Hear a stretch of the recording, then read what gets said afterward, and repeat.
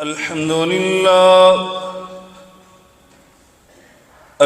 لله رب العالمين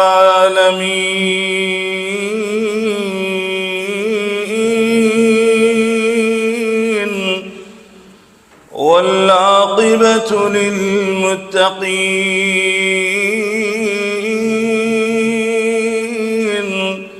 والصلاة والسلام على سيد المرسلين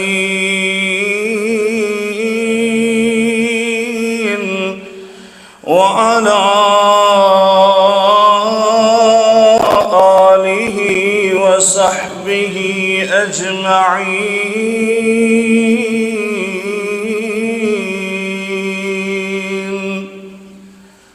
سبحانك لا علم لنا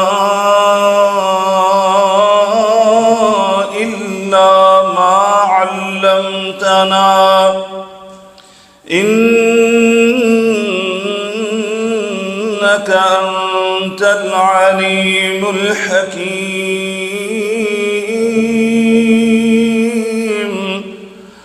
رب اشرح لي صدري ويسر لي أمري واحلل عقدة من لساني يفقهوا قولي. أما بعد فإن خير الحديث كتاب الله وخير الهدي هدي محمد صلى الله عليه وعلى آله وسلم. وشر الأمور محدثاتها وكل محدثة بدعة وكل بدعة ضلالة وكل ضلالة في النار.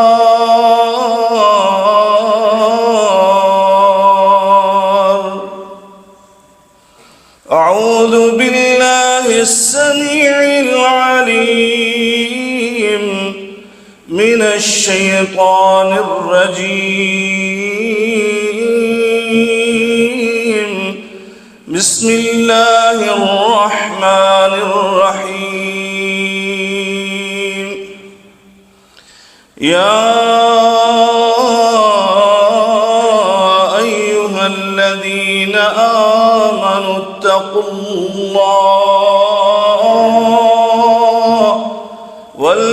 ولتنظر نفس ما قدمت لغد واتقوا الله إن الله خبير بما تعملون.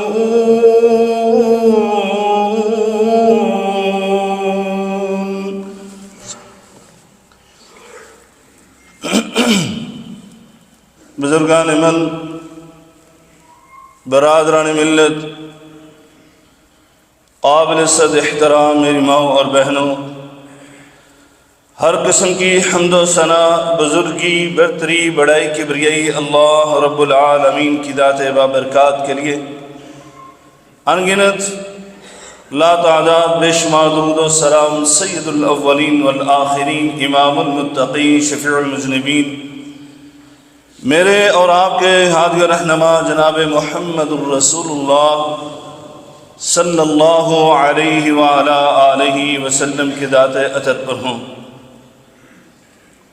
دوستوں اور بھائیوں، علماء اسلام کا اس بات پر اتفاق ہے کہ رمضان المبارک سید الاشہر ہے، یعنی تمام مہینوں کا سردار، تمام مہینوں سے افضل اور اعلیٰ ہے، بعینہ، اسی طرح ان کا اس بات پر بھی اتفاق ہے کہ رمضان کا آخری عشرہ یہ رمضان کے پہلے 2 عشروں سے افضل اور اعلیٰ ہے۔ دوستو اور بھائیوں، اس سے مطلب یہ ہے، اس کا معنی اور مفہوم یہ ہے کہ آج جس عشرے میں ہم گزر رہے ہیں یہ اس کائنات کے افضل ترین لیل و نہار ہیں۔ یہ عشرہ بزرگی، شرف، عزت، عظمت کے لحاظ سے سب سے زیادہ اعلیٰ اور عرفہ ہے، اور اس کا آغاز ہو چکا ہے۔ اس میں ہمیں کیا کرنا چاہیے، اس سے قبل میں ایک حدیث سنانا چاہتا ہوں۔ میرے آقا علیہ الصلوۃ والسلام نے ارشاد فرمایا تھا، راغم انف رجل، وہ انسان ناکام اور نامراد، خواب و خائسر ہو گیا، ذکرت عنده فلم يصل علی، جس کے سامنے میرا ذکر کیا گیا، میرا نام لیا گیا اور اس نے مجھ پر درود نہ بھیجا۔ وَرَغِمَ أَنْفُ رَجُلٍ، اور پھر آپ نے فرمایا وہ انسان بھی ناکام و نامراد ہو گیا، دخل علیہ رمضان، اس پر رمضان آیا، فانسلخ، اور پھر وہ رمضان اس سے جدا ہو گیا، چلا گیا، قبل ان یغفر لہ، قبل اس کے کہ اس نے اپنی بخشش اور مغفرت کا سرٹیفکیٹ حاصل کیا۔ یعنی یہ انسان اپنی مغفرت نہ کروا سکا جس مہینے میں جنت کے 8 کے 8 دروازے کھل چکے تھے، جہنم کے 7 کے 7 دروازے بند ہو چکے تھے، اللہ نے شیاطین کو اور شریر جنات کو گرفتار کر لیا تھا، پھر بھی یہ انسان اپنی مغفرت نہ کروا سکا، تو میرے آقا نے فرمایا راغم انف رجل، یعنی یہ انسان ناکام و نامراد، خائب و خاسر ہو گیا۔ اسی طرح تیسری بات بھی میرے آقا نے فرمایا راغم انف رجل، وہ انسان بھی ناکام و نامراد ہو گیا، ادرک عنده ابواہ الکبر، اس نے اپنے ماں باپ کو، والدین کو بڑھاپے میں پایا، فلم يدخلاه الجنہ، اور ان دونوں کی خدمت کر کے وہ جنت حاصل نہ کر سکا، تو یہ انسان بھی ناکام و نامراد ہے۔ دوستو اور بھائیو، ایام معدودات، یہ رمضان کے گنتی کے چند دن اتنی تیزی سے 2 عشرے گزر گئے، آخری عشرہ، افضل ترین عشرہ، اس کے بارے میں ہمیں کیا کرنا چاہیے؟ آئیے اس ہستی کی سیرت طیبہ کے سنہری اوراق میں سے وہ ورق نکالتے ہیں جو آپ کا آخری عشرے کے بارے میں ہے۔ میرے آقا علیہ الصلوۃ والسلام اس آخری عشرے میں کیا کیا کرتے تھے؟ ام المومنین سیدہ عائشہ صدیقہ رضی اللہ تعالی عنہ بیان فرماتی ہیں، کان رسول اللہ صلی اللہ علیہ وسلم جب یہ آخری عشرہ اذا دخل العشر الاواخر من رمضان، یہ آخری عشرہ جب رسول اللہ صلی اللہ علیہ وسلم پر طلوع ہو جاتا، سیفگن ہو جاتا، تو میرے آقا کیا کرتے؟ احیاء اللیل، آپ اس آخری عشرے کی راتوں کو زندہ کر دیا کرتے تھے، یعنی آپ ان راتوں میں سویا نہیں کرتے تھے، صرف خود نہیں جاگتے تھے بلکہ ام المؤمنین فرماتی ہیں وَأَيْقَظَ أَهْلَهُ، آپ اپنے گھر والوں کو بھی جگایا کرتے تھے، وَجَدَّ وَشَدَّ مِعْزَرَهُ، فرمایا آپ کمر بستہ ہو جاتے، محنت کیا کرتے، جد و جہد کیا کرتے، عبادت کے لیے کمر بستہ ہو جاتے۔ اور کس طرح میری اماں جان نے اس کیفیت کو بھی بیان فرمایا، فرمایا کان رسول اللہ صلی اللہ علیہ وسلم یجتہد فی رمضان ما لا یجتہد فی غیری، آپ 11 میں کیا کرتے تھے جتنی محنت۔ اللہ اکبر، حدیث کو غور سے سننا، اور پھر اس کے بارے میں تھوڑی سی وضاحت کرنا چاہتا ہوں۔ رمضان کو عام مہینوں کی طرح گزارنے والوں سنو، اس رسول ہاشمی کی امت کے لوگوں کہ جس نے اس رمضان کو عام مہینوں کی طرح نہیں گزارا، بلکہ ام المومنین فرماتی ہیں کان رسول اللہ صلی اللہ علیہ وسلم یجتہد فی رمضان ما لا یجتہد فی غیری، آپ رمضان میں جتنی محنت کیا کرتے تھے عام مہینوں میں اتنی محنت نہیں کیا کرتے تھے، بلکہ آگے بھی فرماتی ہیں کہ میرے آقا علیہ السلام اس عشرے میں کیا کرتے تھے؟ وَفِي الْعَشْرِ الْأَوَاخِرِ مِنْهُ مَا لَا يَجْتَهِدُ فِي غَيْرِ، جس طرح رمضان کو آپ دوسرے مہینوں سے انفرادیت کے ساتھ گزارا کرتے تھے، اسی طرح آپ رمضان کے 2 عشروں سے منفرد کرتے ہوئے اس آخری عشرے کو گزارا کرتے تھے، اور اتنی محنت کیا کرتے تھے کہ جو رمضان کے پہلے 2 عشروں میں نہیں کیا کرتے تھے۔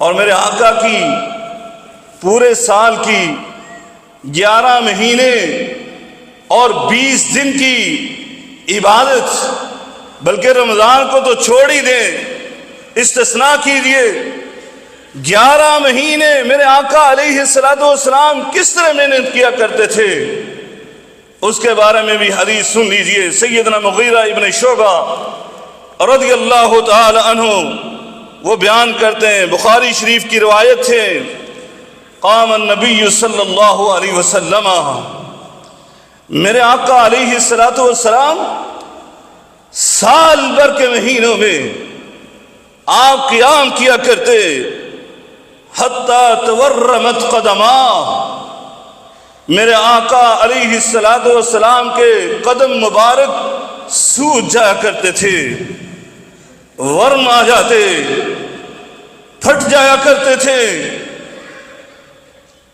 اور صحابہ کرام نے، ام المؤمنین نے آپ کی یہ کیفیت دیکھ کر عرض کیا تھا، یہ اللہ کے رسول آپ تو وہ ہیں غفر اللہ لک ما تقدم من ذنبک وما تاخر، اللہ نے آپ کو معصوم بنا دیا، آپ کی اللہ نے ہر لحاظ سے حفاظت فرما دی، تو آپ یہ محنت کرتے ہیں۔ تو میرے آقا علیہ السلام نے کیا فرمایا تھا؟ افلا اکون عبدا شکورا، کیا جس اللہ نے مجھ پر یہ فضل فرمایا کہ جس نے میرے بارے میں یہ اعلان فرما دیا کیا اعلان کیا؟ میں بسم اللہ الرحمن الرحیم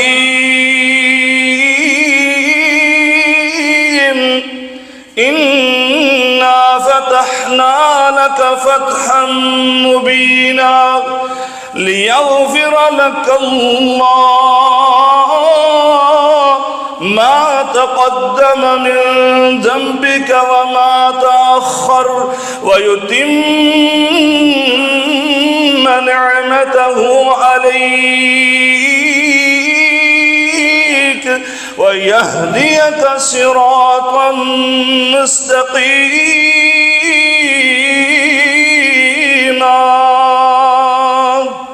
اللہ رب العالمین فرماتے ہیں ہم نے تو آپ کو معصوم بنا دیا، ہر لحاظ سے ہم نے آپ کی حفاظت کر دی، اور پھر بھی میرا محبوب یہ محنت کرے کہ اللہ رب العالمین آسمانوں سے یہ اعلان فرما دے بسم اللہ الرحمن الرحیم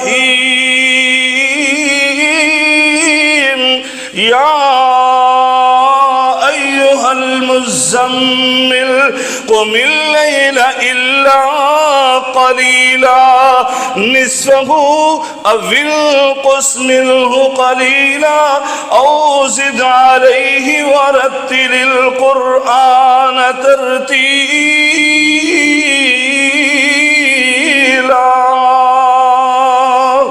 فرمایا اے مزمل ہم نے تیری عبادت کو دیکھا، تورمت قدما، میرے نبی کے قدم مبارک سو جا کرتے، ورم ہو جاتے۔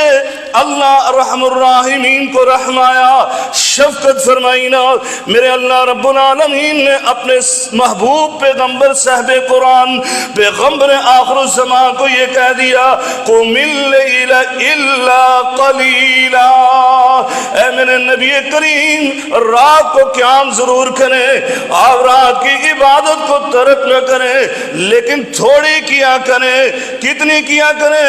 فرمایا نصفہ او انقص منہ قلیلا، فرمایا آدھی رات یا اس سے بھی کم کیا کرو، ایک تہائی رات کو جا کر قیام کر لیا کرو۔ او زد علیہ ورتل القرآن ترتیلا، فرمایا یا پھر اگر ایک تہائی سے زیادہ کرنا ہے تو تھوڑی سی زیادہ کر لیا کرو، آدھی رات سے تھوڑا سا اور زیادہ، لیکن اتنا نہ قیام کرو کہ آپ کے پاؤں مبارک سو جائیں۔ آپ نے تو اور بھی بہت سے کام کرنے ہیں۔ دوستو اور بھائیو، اور ہماری حالت، میرا اللہ کہتے ہیں یہ عبادت کیسے کرنی ہے؟ وَرَتِّلِ الْقُرْآنَ تَرْتِيلًا، قرآن کو سمجھ کر غور سے، توجہ سے، تدبر سے، فہم سے اس کی تلاوت کرنا۔ ایسا نہیں ہے یعلمون تعلمون، اور ہم بھی وہ مساجد ڈھونڈتے جہاں پہ حافظ صاحب شالیمار کی طرح وہ تلاوت کرتے ہوں، اور یا پھر دو چار آیات پڑھ کر وہ رکوع کر دینے والے ہوں۔ دوستو اور بھائیو، یہ نہیں بلکہ تلاوت کرنی ہے تو فرمایا تلاوت کریں، لیکن ترتیل کے ساتھ، حذر کے ساتھ اور غور و فکر سے سمجھ کر۔ میرے آقا علیہ السلام کو اللہ رحم الراحمین یہ عام سال کی عبادت کے بارے میں کہہ رہا ہے، اور ام المومنین اس عشرے کے بارے میں کیا فرماتی ہیں کہ رسول اللہ یجتہد فی رمضان ما لا یجتہد فی غیری وَيَجْتَهِدُ فِي الْعَشْرِ الْأَوَاخِرِ مَا لَا يَجْتَهِدُ فِي غَيْرِهِ۔ فرمایا اس عشرہ اخیرہ میں میرے آقا علیہ السلام جو محنت کیا کرتے تھے وہ رمضان کے پہلے دو عشروں میں بھی نہیں کیا کرتے تھے۔ دوستو اور بھائیو، یہ عشرہ ہم پر سایہ فگن ہے، اس کے حوالے سے ہمیں کیا کرنا چاہیے؟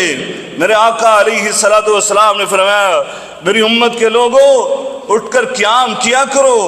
اس عشرے میں ایک رات ایسی ہے کہ کہ جس کے بارے میں میرے آقا نے فرمایا تھا من قام لیلۃ القدر ایمانا واحتسابا غفر له ما تقدم من ذنبه، فرمایا جس نے ایمان کے ساتھ اجر و ثواب کی نیت سے اس ایک رات کا قیام کر لیا، میں اسے زبان نبوت سے یہ بشارت دیتا ہوں اس کے تمام گزشتہ گناہوں کو معاف کر دیا جائے گا۔ اللہ اکبر۔ میرے آقا نے اس رات کے متعلق کہا تھا اس عشرے میں اٹھ کر یہ کام کرو، تحروا لیلۃ القدر فی الوتر من العشر الاواخر من رمضان، فرمایا رمضان کے آخری عشرے میں، اس تیسرے عشرے میں اس لیلۃ القدر کی تلاش کیا کرو، عزت اور عظمت والی رات کی۔ کون سی عزت اور عظمت والی رات ہے؟ گزشتہ خطبہ میں ہم نے آغاز میں یہ آیات پڑھی تھی سورۃ دخان میں، اللہ رب العالمین کیا فرماتا ہے اس عزت اور عظمت والی رات کے بارے میں؟ فرمایا بسم اللہ الرحمن الرحیم حامیم والکتاب المبین انا انزلناہ فی لیلۃ مبارکہ انا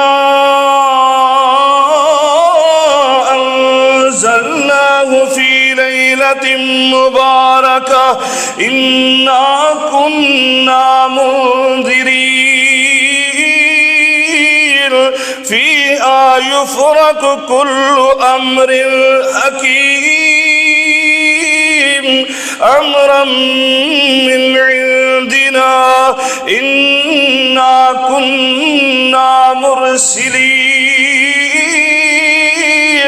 رحمة من ربك إنه هو السميع العليم۔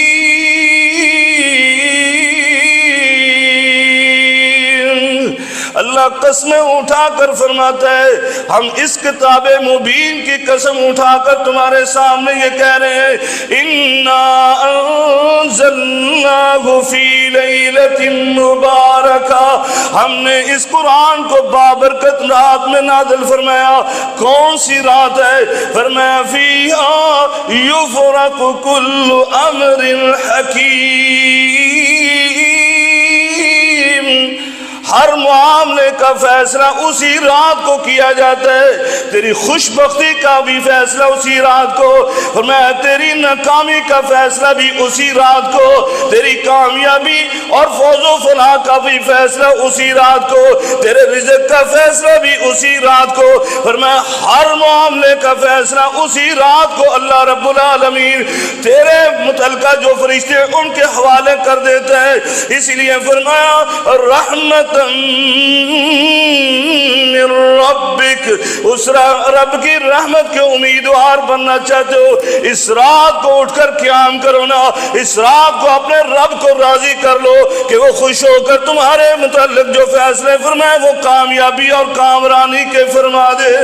اور دوسرے مقام پر فرمایا اس رات کے قیام کے متعلق تمہیں کیوں کہا جا رہا ہے؟ فرمایا بسم اللہ الرحمن الرحیم اِنَّا أَنزَلْنَاهُ فِي لَيْلَةِ الْقَدْرِ وَمَا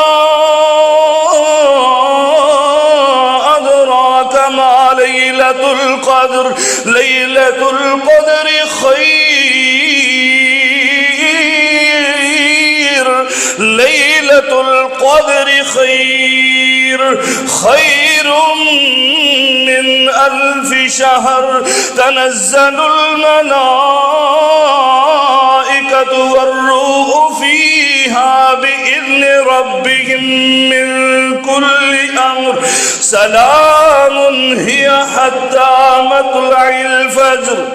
فرمایا اس رات کے قیام کے بارے میں تمہیں اس لیے کہا جا رہا ہے کہ اس رات کا قیام اگر تو نے کر لیا خیر من الف شہر، 1000 مہینے کی راتیں ان کی عبادت ایک طرف اور اس رات کی عبادت یہ اس کے برابر نہیں ہے، بلکہ میرے اللہ قرآن کی فصاحت و بلاغت پر قربان ہو جاؤں، میرے اللہ نے قرآن میں ایسے مبارک الفاظ اور وسیع اور بلیغ الفاظ کے ساتھ وضاحت فرمائی.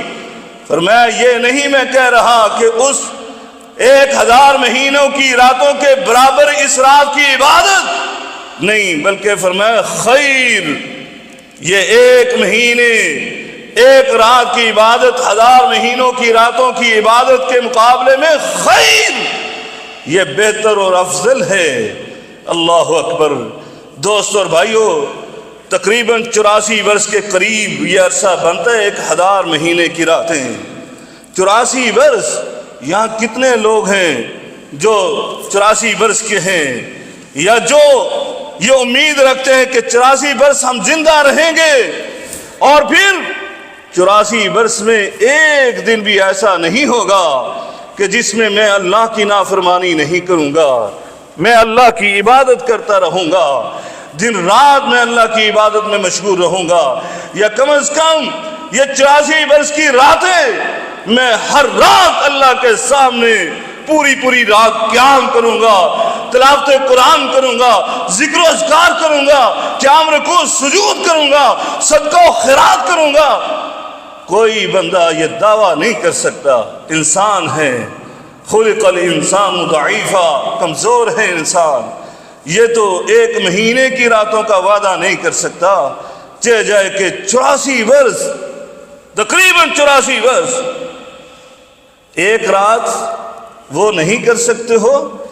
1 رات اور میرے آقا نے تو اتنی وضاحت فرما دی. رحمت عالم رحمت للعالمین نے کہا تھا تحروا لیلۃ القدر فی الوتر. یہ بھی نہیں کہا 10 راتیں ہی جاگتے رہو، 10 راتیں ہی جا کر اس کی تلاش کرو. جاگنا نہیں بلکہ عبادت کرنا. آج یہ بھی مفہوم ہم نے سمجھ لیا جاگنے کا، جو کہ سراسر خلاف شریعت ہے. جاگنے کا، یہ جاگ کر کیا کرتے؟ میچ کھیل رہے ہیں، جا کر ٹی وی دیکھ رہے ہیں. جاگنا یہ ہم نے سمجھ لیا کہ جاگنا ہی عبادت ہے. ایسا نہیں ہے دوستو اور بھائیو. اس رات کو عبادت کرنا ہے، جاگنا نہیں ہے. میرے آقا علیہ الصلوۃ والسلام نے جو احیاء اللیل کیا وہ عبادت کے ساتھ کیا، قیام رکوع سجود تلاوت قرآن سے کیا. اس لیے یہ جان لو 1 رات یہ نہیں کر سکتے ہو کہ اپنے فون کو بند کر کے رکھ دو. 1 رات اس فون کو سمجھو کہ ڈیڈ ہو گیا، خراب ہو گیا. 1 رات اپنے رب سے لو لگا لو. نہیں کر سکتے ہو، کرتے ہو اگر موافقت ہو گئی اس رات کی تو فرمایا خیر من 1000 شہر. اللہم اجعلنا منہم. اللہ تعالی ہم سب کو ایسا ہی خوش نصیب بنا دے. دوستو اور بھائیو، آخری بات، اس رات میں سب سے افضل ترین دعا وہ کیا ہے؟ ام المومنین سیدہ عائشہ صدیقہ رضی اللہ تعالی عنہا نے میرے آقا سے پوچھا تھا اللہ کے رسول، میں اگر لیلۃ القدر کی رات کو پالوں تو مجھے اللہ سے کیا مانگنا چاہیے؟ قربان ہو جائیں، ہم تو کوئی اور ہی دعائیں کریں گے. ام المومنین نے پوچھا اور میرے آقا نے فرمایا، اس نعت کے وحی نے زبان نبوت کے ساتھ ارشاد فرمایا کون سی دعا کرنی ہے؟ فرمایا اے میری رفیقہ حیات عائشہ رضی اللہ تعالیٰ عنہ، آپ نے یہ دعا کرنی ہے، اللہم انک عفو تحب العفو فاعف عنی. یہ دعا افضل ترین دعا اس رات کی ہے جو میرے آقا علیہ الصلوۃ والسلام نے بیان فرمائی.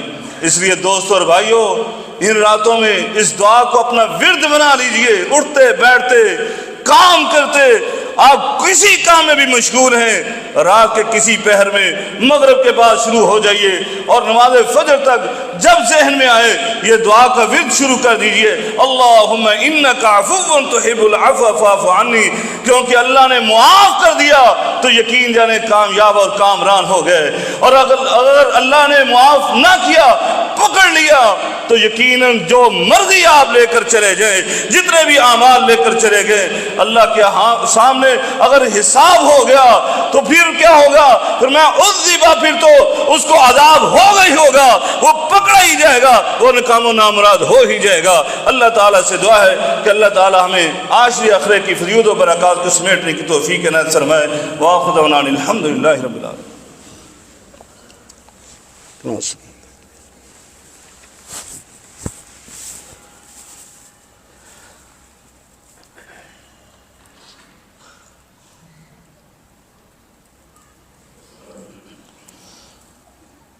الحمد لله نحمده ونستعينه ونستغفر ونعوذ بالله من شرور أنفسنا ومن سيئات أعمالنا من يهده الله فلا مضل له ومن يضلله فلا هادي له وأشهد أن لا إله إلا الله وحده لا شريك له وأشهد أن محمدا عبده ورسوله۔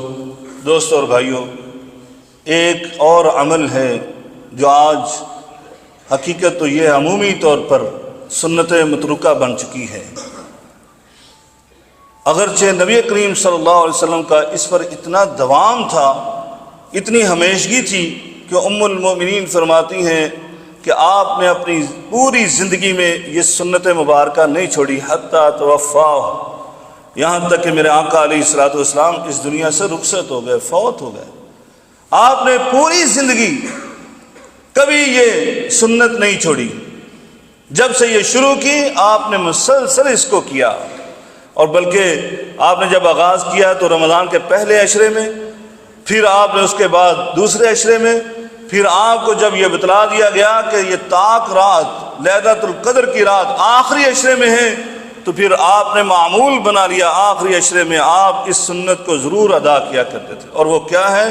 ام المومنین فرماتی ہیں کہ رسول اللہ صلی اللہ علیہ وسلم کان رسول اللہ صلی اللہ علیہ وسلم یعتکف العشر الاواخر من رمضان، آپ رمضان کے آخری عشرے میں اعتکاف کیا کرتے تھے، یعنی عبادت کے لیے آپ علیحدگی اختیار کیا کرتے تھے، مسجد کا ایک کونا آپ اس کو مخصوص کر لیتے اور وہاں پر آپ پورے آخری عشرے کو گزارا کرتے تھے۔ آپ پہلے ہی عبادت بہت کرتے تھے، پھر عبادت کے لیے آپ نے آخری عشرے میں اپنے آپ کو وقف کر لیتے تھے۔ مطلب یہ ہے کہ نبی کریم صلی اللہ علیہ وسلم پھر دوسرے جتنے بھی کام ہوتے تھے ان کو ترک کر دیتے تھے، جو ہر کام ہی عبادت تھا، لیکن صرف اس آخری عشرے کی اہمیت کے پیش نظر میرے آقا علیہ الصلوۃ والسلام اپنے آپ کو مخصوص کر لیتے، صرف اللہ کی عبادت کرنا ہے، ذکر و اذکار کرنا ہے اور نوافل ادا کرنے۔ اس لیے جو بھائی فارغ ہیں، ٹائم رکھتے ہیں، ان لوگوں کو یہ ضرور سنت ادا کرنی چاہیے کہ آخری عشرے میں اعتکاف یہ مختلف دنوں کا بھی ہو سکتا ہے، بلکہ ایک دن کا بھی ہو سکتا ہے، آخری دن کا بھی ہو سکتا ہے۔ لہذا ساتھیوں کو جو ہے وہ کوشش کرنی چاہیے، وہ جتنے بھی زیادہ اس سنت کو ادا کر سکتے ہیں وہ ان کو کرنا چاہیے۔ اللہ تبارک تعالی ہمیں اس کی توفیق عطا فرمائے۔ ہمارے شہباز بھائی ہیں، ان کے بہت ہی قریبی عزیز وہ قطر کے اندر فوت ہو گئے، نوجوان لڑکا تھا، اللہ تعالیٰ ان کی مغفرت فرمائے، اس کے لیے دعا کیجیے اللہ تعالیٰ اس کی بخشش فرمائے، اور جتنے بھی مسلمان فوت ہو چکے ہیں اللہ تعالیٰ ان سب کے ساتھ معاملہ رحمت فرمائے۔ ان اللہ وملائکتہ یصلون علی النبی یا ایھا الذین آمنوا صلوا علیہ وسلموا تسلیما اللهم صل علی محمد وعلی آل محمد کما صلیت علی ابراہیم وعلی آل ابراہیم انک حمید مجید اللهم بارک علی محمد وعلی آل محمد کما بارکت علی ابراہیم وعلی آل ابراہیم انک حمید مجید اللهم إنك عفو تحب العفو فاعف عنا اللهم اكفنا بحلالك عن حرامك واغننا بفضلك عمن سواك اللهم اعز الإسلام والمسلمين وأذل الشرك والمشركين ودمر على أعداء الدين اللهم انصر إخواننا في غزة اللهم انصر إخواننا في فلسطين اللهم انصر إخواننا في كل مكان يا حي يا قيوم برحمتك نستغيث يا حي يا قيوم برحمتك نستغيث يا حي يا قيوم برحمتك نستغيث ربنا آتنا في الدنيا حسنة وفي الآخرة حسنة وقنا عذاب النار اللهم اشف مرضانا ومرضى المسلمين ربنا اغفر لنا ولإخواننا الذين سبقونا بالإيمان ولا تجعل في قلوبنا غلا للذين آمنوا ربنا إنك رؤوف رحيم ربنا تقبل منا إنك أنت السميع العليم وتب علينا إنك أنت التواب الرحيم وصلى الله تعالى على خير خلق محمد وعلى آله وصحبه أجمعين برحمتك يا أرحم الراحمين السلام علیکم ورحمۃ اللہ وبرکاتہ۔ ناظرین اکرام، اسلامک ٹی وی اس چینل کو ابھی تک جنہوں نے سبسکرائب نہیں کیا ہے برائے مہربانی اس چینل کو سبسکرائب ضرور کریں اور ہر دن کی اپڈیٹ کے لیے اس کے ساتھ ہی ایک گھنٹی کا نشان آئے گا، اسے آپ ضرور پریس کریں اور اسے دبا کر آپ ہمارے ساتھ تعاون فرمائیں۔ جزاک اللہ خیر۔ السلام علیکم ورحمۃ اللہ وبرکاتہ۔